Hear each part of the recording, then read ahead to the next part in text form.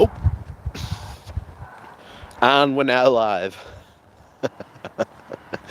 Well, as always, good morning to you all. We've got no one watching us yet, but doesn't matter. Good morning to you all. I'm sure we'll get some people in eventually. We always do, of course, after the first couple of minutes. But yes, good morning to you all. It's a somewhat cold day here in Yorkshire. We were apparently expecting a heat wave. I don't know how true that was. But as I'm sure we'll get to today's explanation, the probably reason why that was probably to do with chemtrails. Oh, dearie me.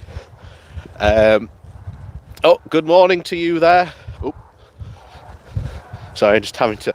I tell you what, walking through this field must be like walking through a minefield. It's like, trying to avoid cow dung constantly. It's it's so bizarre. But yes, welcome one and all. I know we've had good morning for someone else. We've got two more people joining us. Good morning to you both. Good morning to you as well. Oh, Calvin, I think it was. Yeah, Calvin. Good morning to you. This is where I realise I now need to get a bigger phone so I can get a bigger screen so I can read people's names when they come up on the chat. This is the dangers of when you do this outside. But yes, good morning to you all, and welcome to this fun stream. We will be talking about politics as we always normally do. However, you might notice that the name of the stream is currently called A Good Morning Walk and David Icke Stories. So I recently did a video about the big brouhaha that happened in London, the anti-lockdown protesters. And of course, David Icke popped up. No, I don't actually have my wellies today. It's actually it's still a bit muddy, but it's still a bit wet underfoot. But I think we should be fine, hopefully, today. We might have to do a couple of daring leaps today.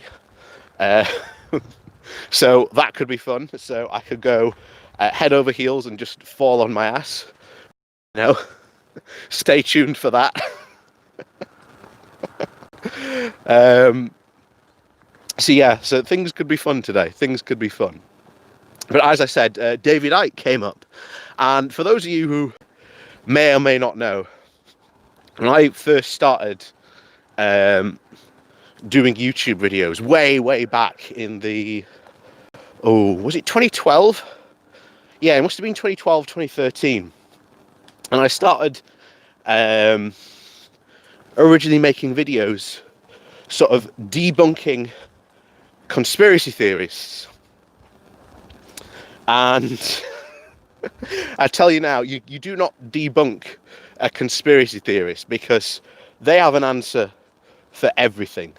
You could lead that horse to water, and not only will it not drink, but it will then accuse the water of being a fake mirage placed there by lizard people. And we get on to this. Obviously, David Icke comes into all this, because if you start going after conspiracy theories, sooner or later, you really come up against people like, Alex Jones is obviously the first big one, the big name that everyone thinks of. But in the UK, it's David Icke who is like the Alex Jones figure of the UK. Oh, good morning there, from Henk. Good morning to you. Welcome. And he's like the god figure of like the UK conspiracy theorists circuit. This guy can legitimately fill Wembley Stadium, which is both worrying and sort of slightly impressive.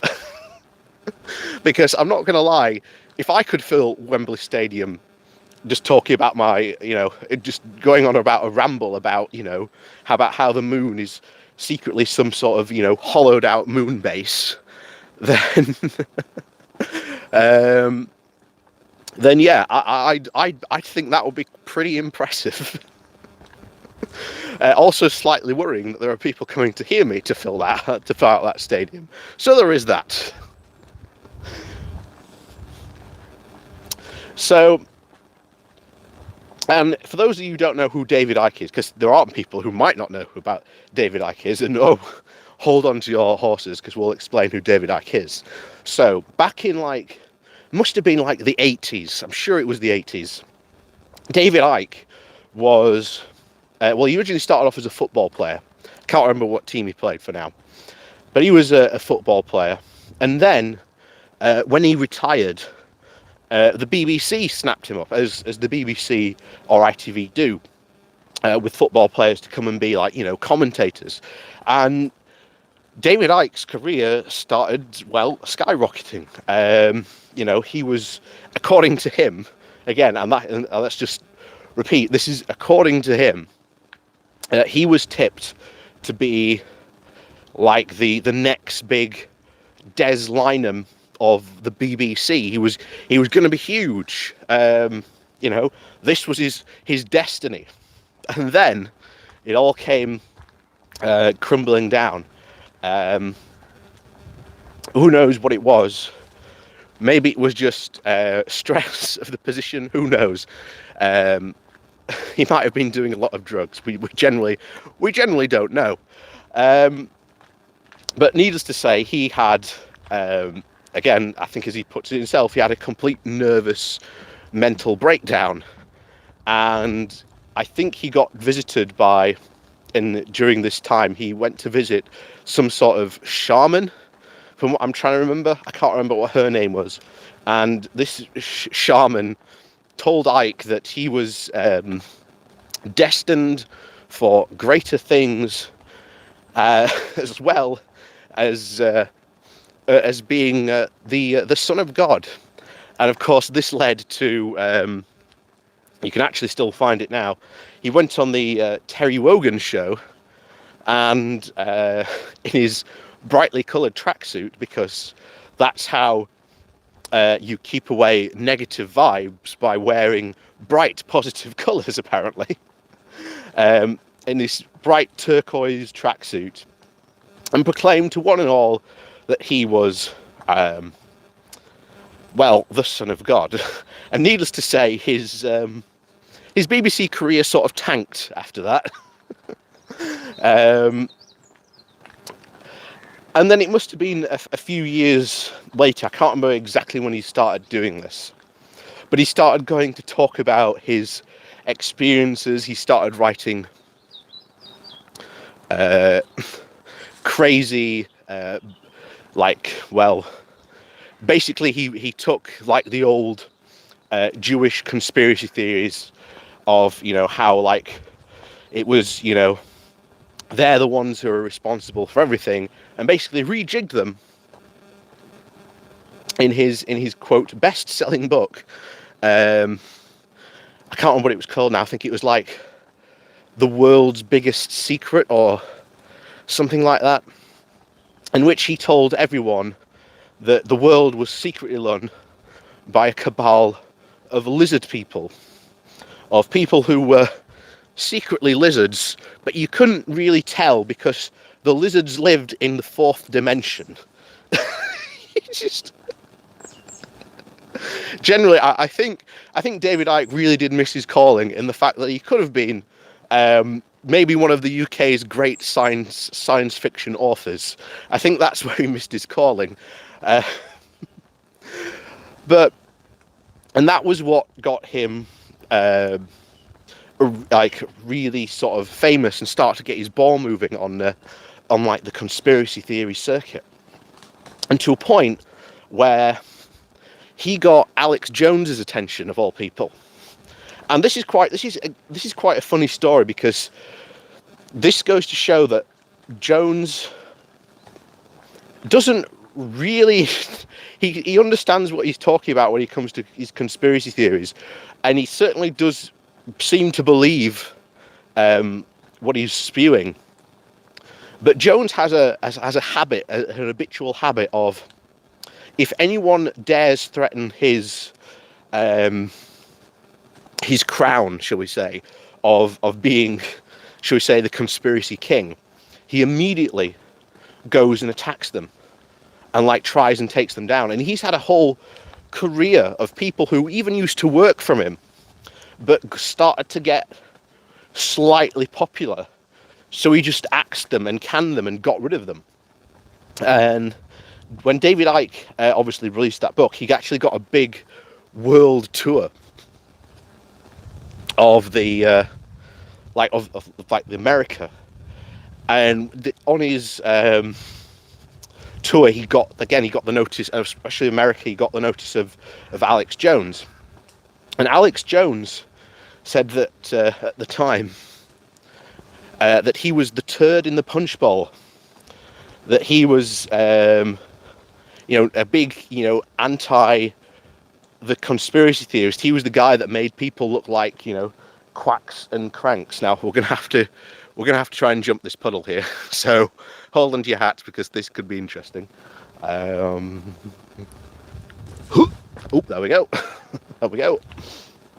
Oh, thumbs up for making that jump. So, and there was this quite big feud, but Icke legitimately got popular in the conspiracy theorist circuit, to a point where Jones couldn't no longer ignore him, so we actually had to acknowledge him and bring him into the fold. And this led to a massive rise in his popularity, in him doing talks and speakings and gigs and things like that. Oh, good morning from some Suzanne, I think that was. Good morning to you. Welcome, welcome, welcome. And this led to a big rise in Icke's delusions of grandeur, because if there's one thing about conspiracy theorists you can say, is that the internet has brought a lot of them together, and this has made a lot of them think that their movements are actually bigger than they actually are. And we saw this with the 9/11 movement, where they were like threatening to fill out massive stadiums of stuff like that, but they could barely get a gathering in person of like 300 people. See, this is the type of delusions that they generally suffer from. So Icke gets it into his head that he is going to... Oh, hang on, we've got another one here. We've got I don't know if you can see it, how well, this thing here to jump next. This could be quite bad. There we go. So Icke gets it into his head of he's going to make his own TV station. Not radio station, TV station. Icke is going to use the magnificent power of the internet to bring the true voice of the people to the airwaves. And that's where David Icke gets the idea. I know, I'll call this project The People's Voice. And thus, ladies and gentlemen, The People's Voice was born. Albeit, and we're going to get into how fun The People's Voice was in a second. But back to me. So during this time, I'm doing a lot of freelancing. Especially, I was still very much in the media landscape. I was doing sort of, grabbing my camera, going where I was needed, up and down, here, there, and everywhere. But I'm also doing the occasional video, debunking, conspiracy theorists, whatnot, all that good fun. And I hear about this, and I'm like, David Icke doing a making his own TV channel. Boy, I'd love to work for that. And so this comes up to next of what would be the first of, I think,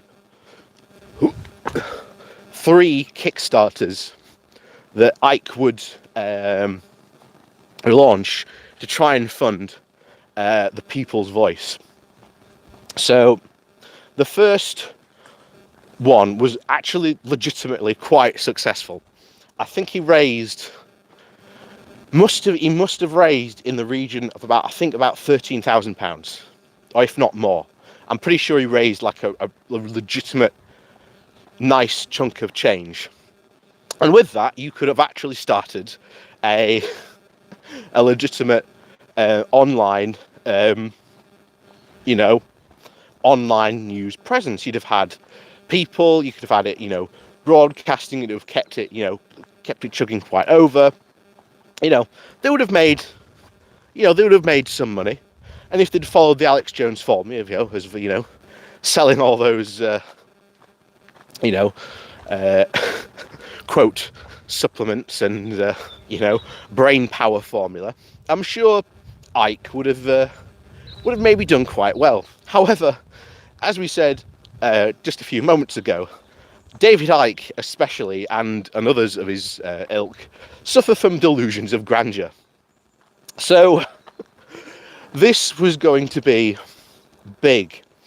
Icke decides that he doesn't want to go out and hire professionals.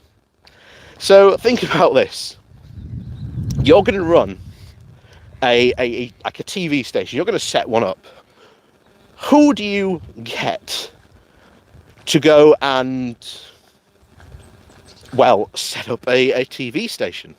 You actually get people who know what they're talking about to begin with, because it's not an easy feat. You need people with at least technical knowledge, of how all the broadcast systems work, how the equipment works, and you need people to teach other people. So you've got a nice thing. Now, of course, Icke hates, and I mean hates with a passion.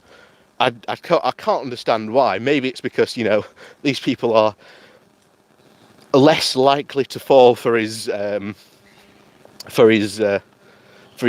moogery that he peddles. He hates people that have gone to university.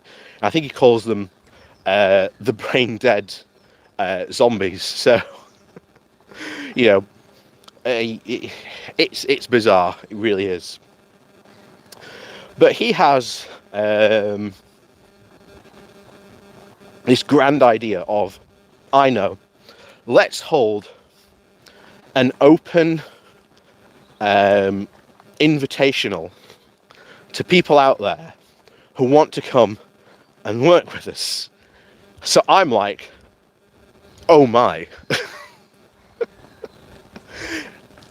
Now, bear in mind, I want to make this clear. I'm not a conspiracy theorist at any way point. In fact, as soon as I heard that, I was like, the stories, the inside gossip, the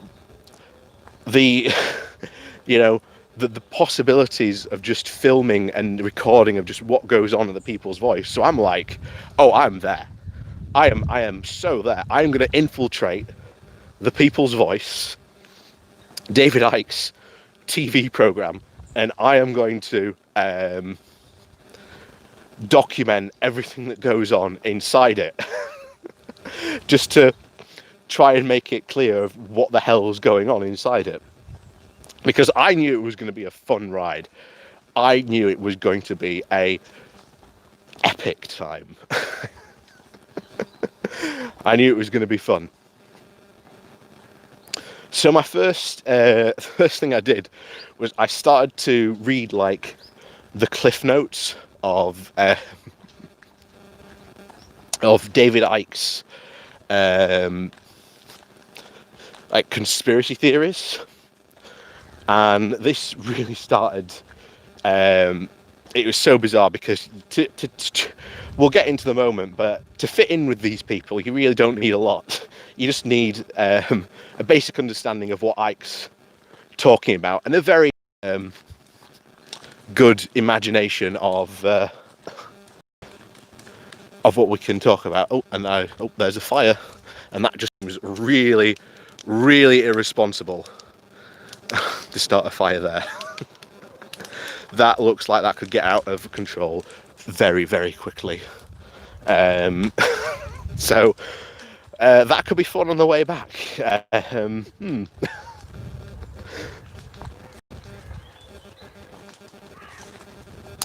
So I'm going to go and infiltrate these people, because David Icke's having a massive open house invitational for people to come and work for him. Now, at this time, Icke had made it clear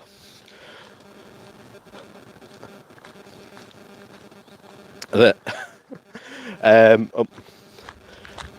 there are a lot of people that talk about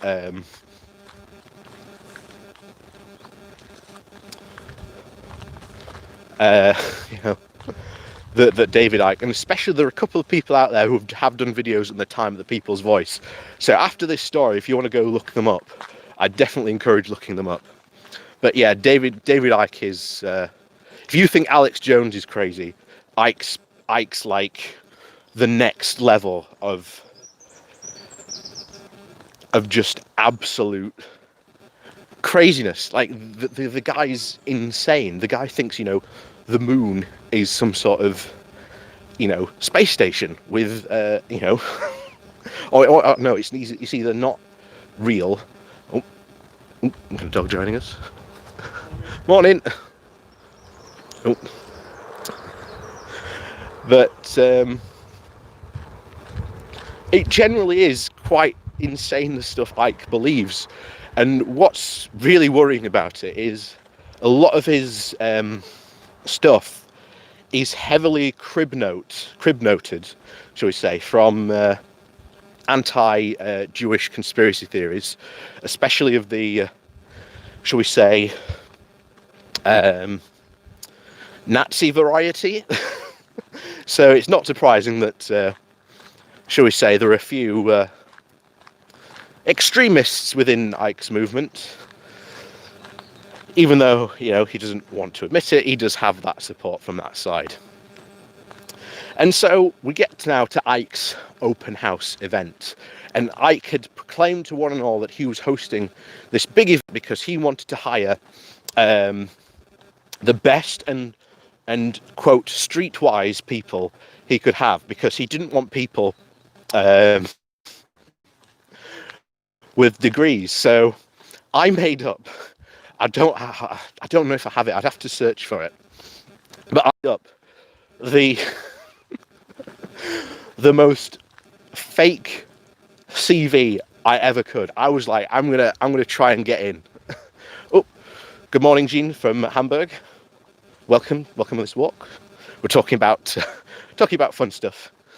Talking about my David Icke story. So I made up this fake CV that was going to get Icke's and these people's attention.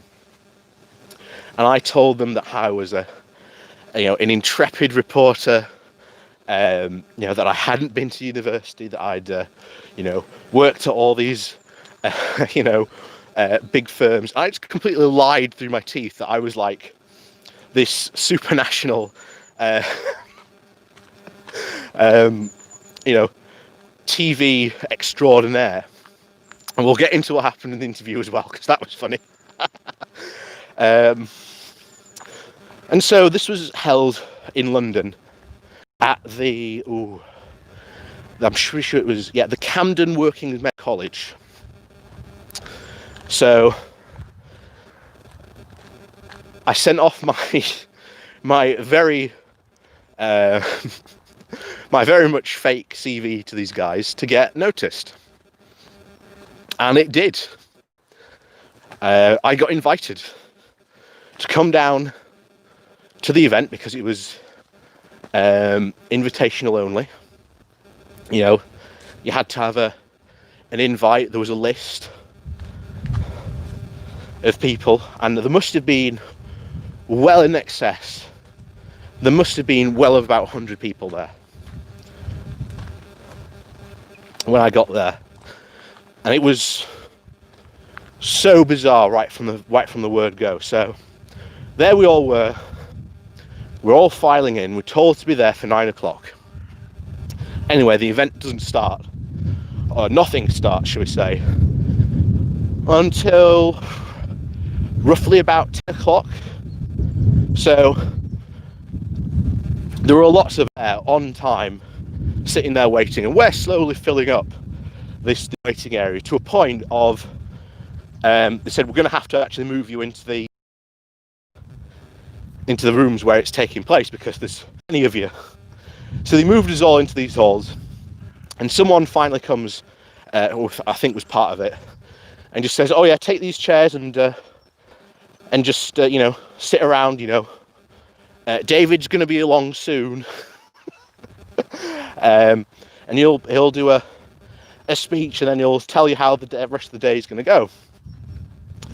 So we're waiting. Another 30 to 40 minutes pass. Remember, this is meant to be a job interview, apparently. So another 30, 40 minutes pass. And finally, the man himself shows up, of all people. And I've never seen anything like it. If you've ever been to when like a movie star or like a rock star shows up, that's the type of greeting he was getting, and it was so bizarre. But okay, but this is what Icke and especially Jones have built. They built these cults of personalities, and people worship them and hang on their every word. And I think I'm the only one, and I'm not looking at Icke at this moment. I'm generally looking at the faces of people around me, and I'm like, if I'm not careful, I'm going to get found out. So I was genuinely worried at that point that if I said a foot wrong or anything like that, then my whole plan of infiltrating the people's voice was going to go to pot. Because I was after a staff position, because I had said that there were going to be staff positions available to people, and it was going to be paid positions. So I was like, excellent, not only can I infiltrate the people's voice and report on the crazy goings on inside, because I'm pretty sure there will be, and there were, I was right, lots of crazy goings on inside, but I also get paid as well. So it was going to be a win-win. And honestly, these like the people I were with. Oh, someone from the Pacific Northwest. Good morning to you. So there I was, and then they go. I was a very sneaky spy. And there I was sitting with all these people, watching like this guy come in who really isn't all that impressive in person, I'm sorry to say. Icke probably looks like the most tired old man you can possibly think of in person, but I'm watching all these people with they've got pure lots of awe and wonder on their faces that this man has deigned to grace them with their presence, and how wonderful it is. And I'm just like, what? So I'm not even looking. I'm just befuddled by all these people that are there. And then finally, Icke gets up on stage, and Icke starts making this grandiose speech about how the People's Voice is going to be the #1 news channel in the UK. It's going to be, it's going to play against the big boys. People are going to tune in to the 6 o'clock news, but instead they're going to tune into us. We're going to be a direct competitor to them, and we're going to bring the truth to them. This is what we're going to do. And so um, he gives this bizarre speech, and everyone goes, "Oh, bravo, bravo!" And then he introduces Sonia. Is it Sonia Poulton? I think it was Sonia Poulton, or Sonia Poulton. I think that's how you say it. Sonia Poulton, and she, at the time, was this journalist, and Icke was like, "Oh my God, we've got this legitimate journalist coming to join us at the People's Voice. What a win for us! How amazing it's going to be! How amazing this is!" And she stands up and she talks about her experience and why she's there. I don't know whether actually she still is active or not. I know she had a when she left, she made her own YouTube channel. I don't know if she still keeps on doing it, and I don't know if she's still got that bizarre conspiracy theory bent that she seemed to develop. But there you go. And then we have the other guy who was going to be the tech guy. I can't remember what his name was now, but this guy was like the tech guy. He was going to be the technical whiz behind it all, and that was the guy who I got interviewed by. Can't remember his name now for the life of me. And then there was another guy who got introduced who was like the producer. I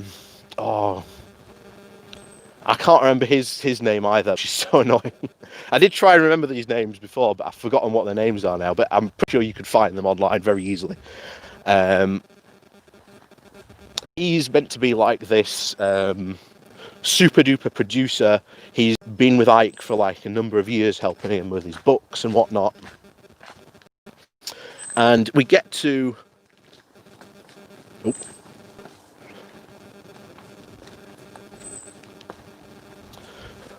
so at this point, we've had another 2 hours wasted. With basically,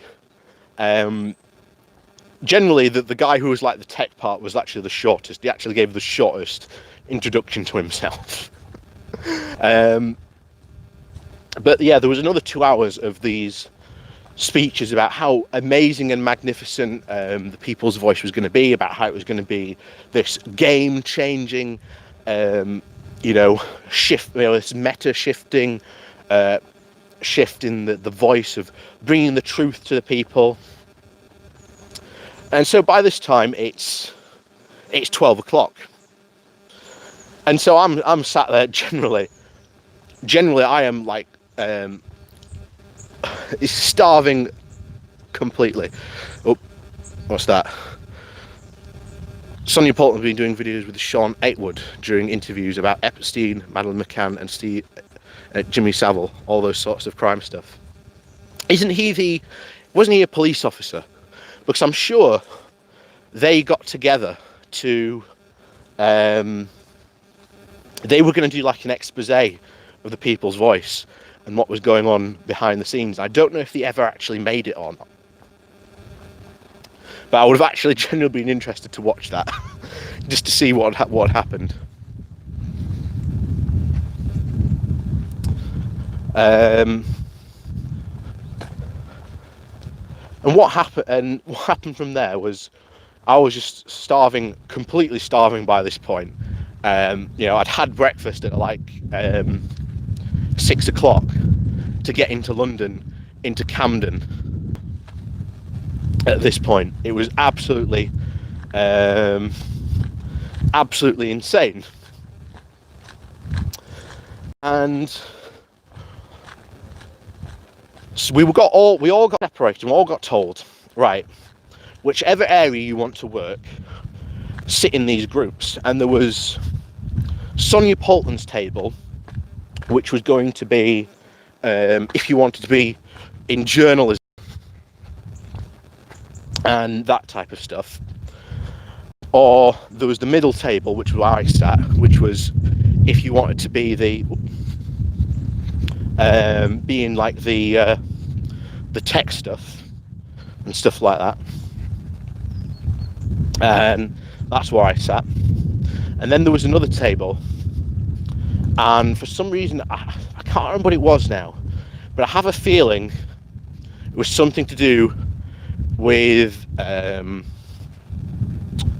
like programming or something like that, like shows or something like that. It's like the administration table, I think.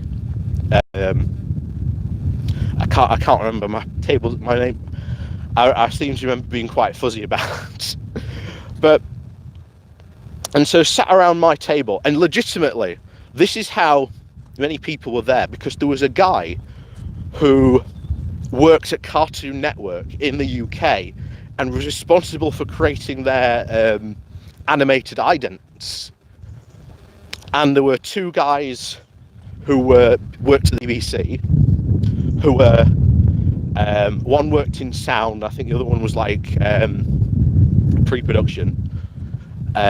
So like there were genuine people with these actual skills wanting to work with Icke on build this new station. It was actually quite bizarre, because there were people with like legitimate good skills who wanted to work with them. So the only good thing was that David Icke bought me a Subway on that note, because I had been starving. So David Icke suddenly comes in, and they have this massive, you know, like the massive Subway platters you can get with all the different sandwiches. He swans in with these big, massive platters and goes, "Here, since you've all been waiting for a while, you know, here's wee horse." Oh, he's coming to join us. Oh, he's having a smell. Oh, his friend's coming now as well. All right. So yeah, pony interlude there. So we have so David Icke bought me a Subway. Is one of the is how I often talk about this story to people, which is quite good. It gets the gets the juices going, because they're like, David Icke bought you a Subway. So yeah, so David Icke bought me a Subway for this platter, and I got fed, which was so lucky, because I'd been starving for ages. So remember I told you about there were about 100 people plus there. Yeah, thumbs up for the ponies. And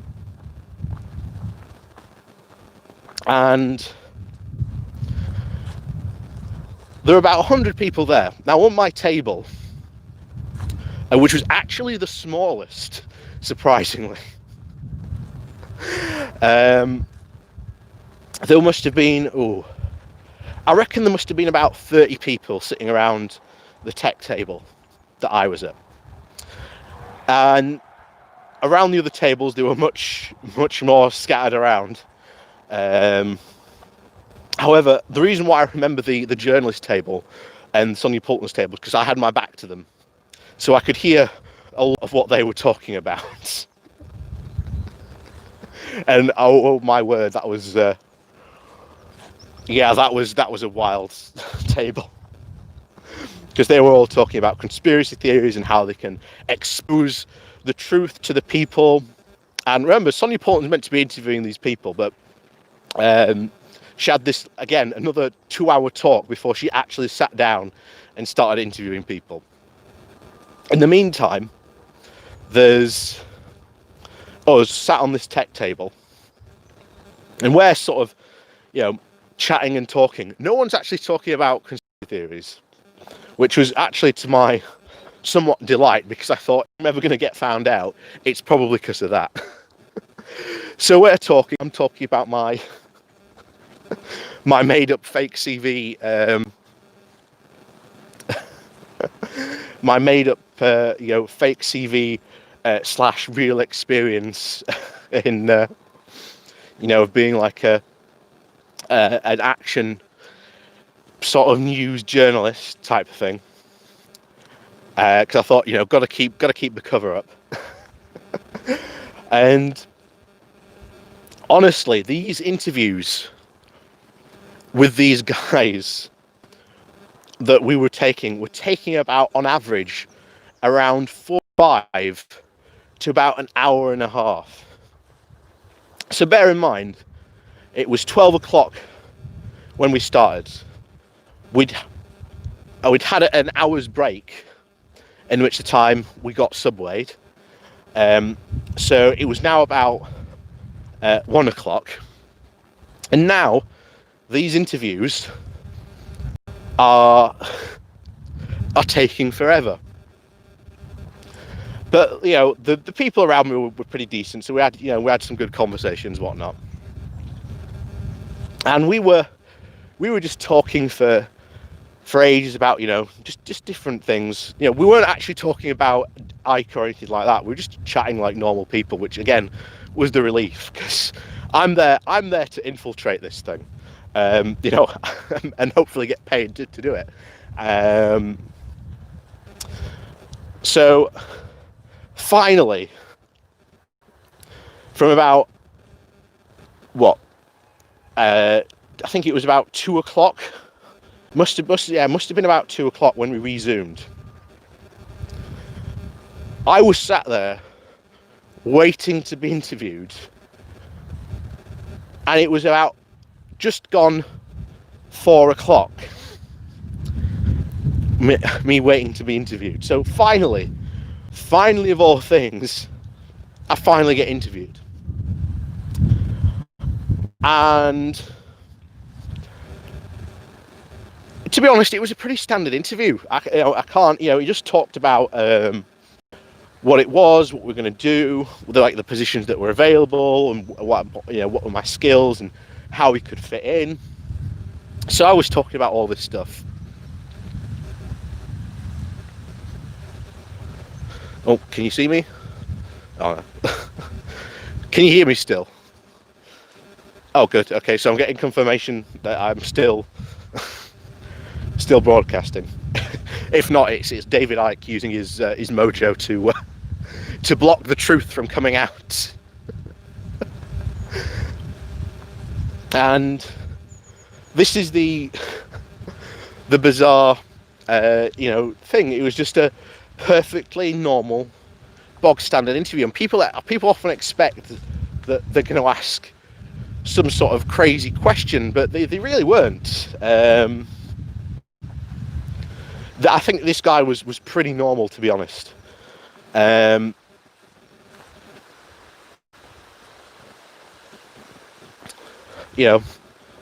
It goes, and that was it, really. It was just a pretty normal bog standard interview. I can't really say anything other than that. It was just a bog standard interview that just lasted a really long time. And however, all of this would be a complete waste of time, because for those of you who don't know about The People's Voice, it turned into an absolute train wreck. So in a way, I'm glad that I didn't get hired for it, because there were only, I think, like a couple of people that actually had paid positions. I think that was like Sonia Poulton, the producer. I can't remember who else. Was it Alan Ritchie? Alan Ritchie was used to, I think he actually still controls The People's Voice still on his YouTube channel, from what I remember. Was it Alan? I can't remember now if it was Alan Ritchie or not. But essentially, those were only paid positions. But it turned out that that entire day, apparently, was a complete waste of time. Actually, we've got. Oh, can we see him? No, we can't. Where is he? There he is. There he is, Dalmatian.